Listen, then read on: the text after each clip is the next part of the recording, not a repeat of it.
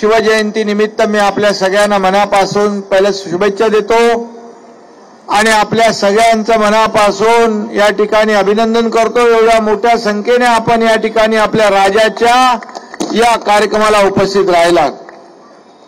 या कार्यक्रमाला उपस्थित या विभागाचे लोकप्रिय खासदार राहुल शेवाळेजी, आमदार तुकाराम काटेजी, आपले महापालिकेचे आयुक्त चहलजी आणि सर्व नगरसेवक, सर्व व्यासपीठावरील सन्मान्य मान्यवर आणि उपस्थित सर्व शिवप्रेमी बांधव भगिनी आणि पत्रकार मित्रांनो, खरं म्हणजे मी स्वतःला भाग्यवान समजतो की बाळासाहेबांच्या शुभ हस्ते 36 वर्षापूर्वी या छत्रपती शिवाजी महाराजांच्या स्मारकाचं लोकार्पण झालं होतं आणि 36 वर्षानंतर आज ही संधी, हे भाग्य तुमच्या या सर्वसामान्य मुख्यमंत्री एकनाथ शिंदेला लाभलेलं आहे। मी तुकाराम काते यांचं मनापासून अभिनंदन करतो, खासदार राहुल शेवाळे यांचं मनापासून अभिनंदन करतो। कारण तुकाराम काते जेव्हा माझ्याकडे आले, मला म्हणाले बाळासाहेबांच्या शिवसेनेमध्ये मला यायचं आहे। मी म्हणाले या स्वागत आहे, पण म्हणाले माझं एकच काम आहे, छत्रपती शिवाजी महाराजांचा जो अश्वारूढ पुतळा आहे तो मेट्रोच्या वर गेला पाहिजे, मेट्रो मधून तो दिसला पाहिजे, हे माझं काम आहे। बाकी म्हणाले मला काही नको, पण एक छत्रपती शिवाजी महाराजांचा अश्वारूढ पुतळा म्हणजे एक त्यांचा आदर्श डोळ्यासमोर ठेवून आपण काम करतोय आणि महाराष्ट्राचं आराध्य दैवत म्हणून आपण आपल्या राज्याचा कारभार करतोय आणि आदरणीय हिंदुहृदय सम्राट बाळासाहेब ठाकरे पण आणि आपण सर्व आपलं छत्रपती शिवाजी महाराज हे आराध्य दैवत आहे आणि या दैवताला आपण त्याचा योग्य तो सन्मान राखणं हे आपलं कर्तव्य आहे। खरं म्हणजे आपण सगळे भाग्यवान आहोत।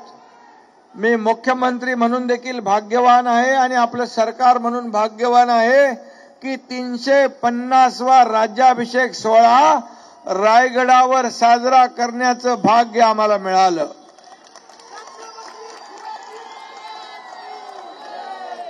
आणि आपल्या राजाचा गौरव, राजाचा इतिहास, छत्रपती शिवाजी महाराजांचा एक करारा आणि धर्माभिमानी आणि रयतेचा राजा म्हणून त्यांचा उल्लेख आपण करतो।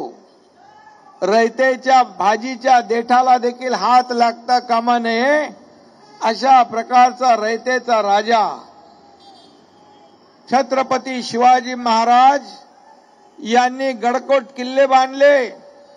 आपण जर विचार केला हे गडकोट किल्ले कसे बांधले असतील, त्या प्रचंड तोफा तिकडे वरती कशा नेल्या असतील, हे कुणा सामान्य माणसाचं काम नाही, ह्या दैवी शक्ती असलेल्या छत्रपती शिवाजी महाराजांना ते शक्य झालेलं आहे।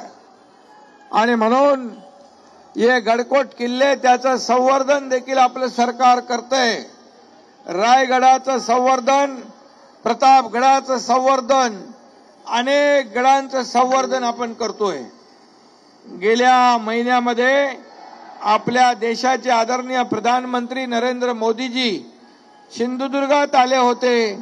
त्या ठिकाणी त्यांनी नेव्ही डे साजरा केला आणि आपल्या छत्रपती शिवाजी महाराजांच्या पूर्णाकृती पुतळ्याचं देखील लोकार्पण प्रधानमंत्री महोदयांनी केलं।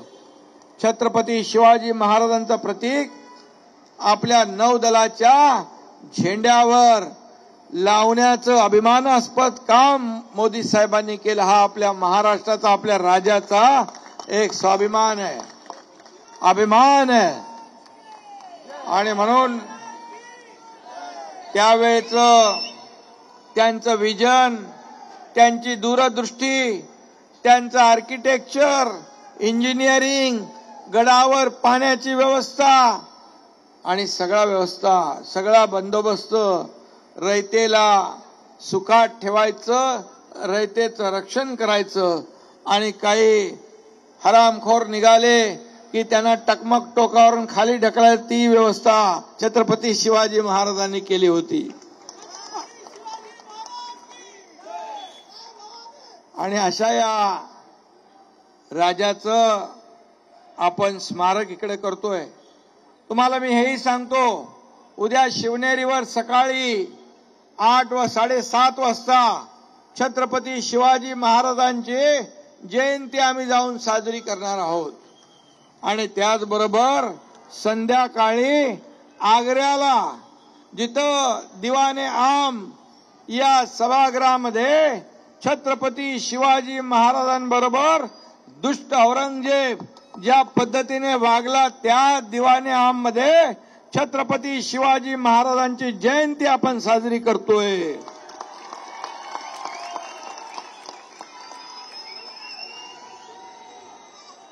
आणि गेल्या महिन्यात भारत आणि पाकिस्तानच्या सीमेवर आपण छत्रपती शिवाजी महाराजांचा अश्वारूढ पुतळा उभा केलाय. तुमचा मुख्यमंत्री स्वतः तिथं गेला होता. आणि छत्रपती शिवाजी महाराजांच्या तलवारीचं टोक त्या पाकिस्तानकडे आहे. त्यामुळे पाकिस्तानला हिंदुस्थानकडे डोळे वटारून बघण्याची देखील हिंमत होणार नाही. आपल्या लष्करातल्या सैनिकांनी आणि मराठा लाईट इन्फंट्री आणि त्या सर्व लोकांनी तो पुतळा तिथं उभा केला. पुण्यातली एक संस्था आहे, त्या संस्थेने पुढाकार घेतला आणि त्याचं लोकार्पण, त्याचं उद्घाटन करायला मला तिथं बोलवलं. मी भाग्यवान आहे. आणि म्हणून तुकाराम कातेजी, तुम्हाला धन्यवाद द्यावे तेवढे थोडे आहेत. या छत्रपती शिवाजी महाराजांच्या घोडा जो आहे, या घोड्याचं देखील या छत्रपती शिवाजी महाराजांच्या इतिहासामध्ये खूप मोठं योगदान आहे. आणि त्याच्या पायाचं दुरुस्ती नाही. आपण आता मी कमिशनर साहेबांना सांगितलं की मेट्रोतून जाणाऱ्या माणसाला छत्रपती शिवाजी महाराज दिसले पाहिजे. अशा प्रकारचं भव्य स्मारक, तेवढ्या उंचीचं, खरं म्हणजे जेवढी उंची आपण वाढवाल आयुक्त साहेब,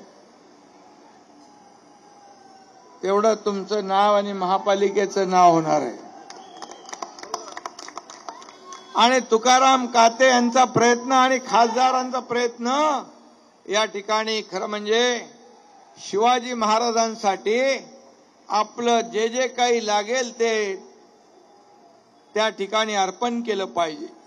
कारण त्यांच्याच आशीर्वादाने, त्यांच्या पुण्याईमुळे आपण हे सगळं बघतोय. हे आणि सगळे जे काय फळं चाकतोय ती त्यांच्या प्रेरणेमुळे, ऊर्जेमुळे.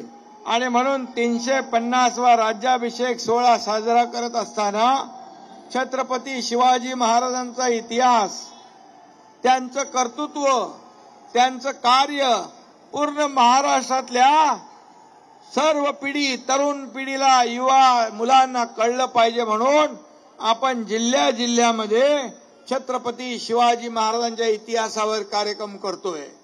आणि त्याचबरोबर छत्रपती शिवाजी महाराजांच्या जीवनावर असलेलं महानाट्य जाणता राजा देखील प्रत्येक जिल्ह्यात आपण करतोय, आपल्या सरकारच्या माध्यमातून, शासनाच्या माध्यमातून.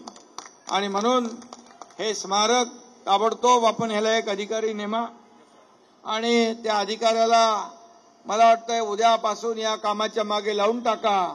आणि भव्य दिव्य असं स्मारक, हे जगाला हेवा वाटेल अशा प्रकारचं स्मारक या ठिकाणी झालं पाहिजे. आपलं सरकार छत्रपती शिवाजी महाराजांच्या वाघनख जी आहे ती देखील लंडनहून आपलं सांस्कृतिक विभाग सुधीर मुनगंटीवार हे तिथून आणण्याचा आपला हे करारनामा झालाय.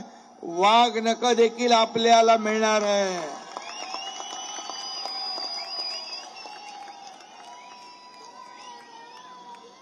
आणि म्हणून छत्रपती शिवाजी महाराजांचा जिथं जिथं इतिहास आहे तो इतिहास लोकांपर्यंत पोहोचवण्याचं काम आपल्याला करायचं आहे. आणि म्हणून हे छत्रपती शिवाजी महाराजांचं स्मारक या ठिकाणी भव्य दिव्य होईल.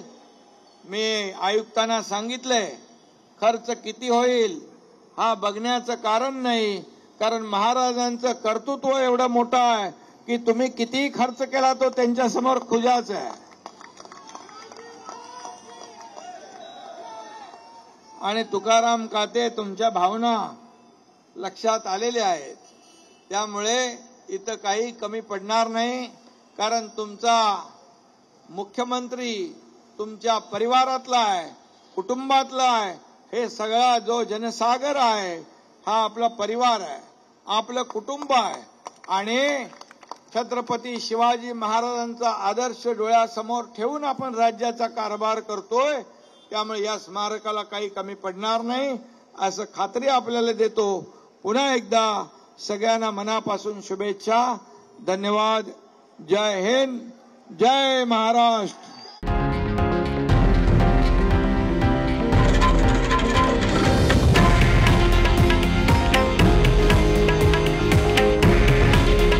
हे आहे देशातील नंबर 1 न्यूज नेटवर्क आणि आपण पाहत आहात TV9 मराठी. काळजी तुमची, हित महाराष्ट्राचं.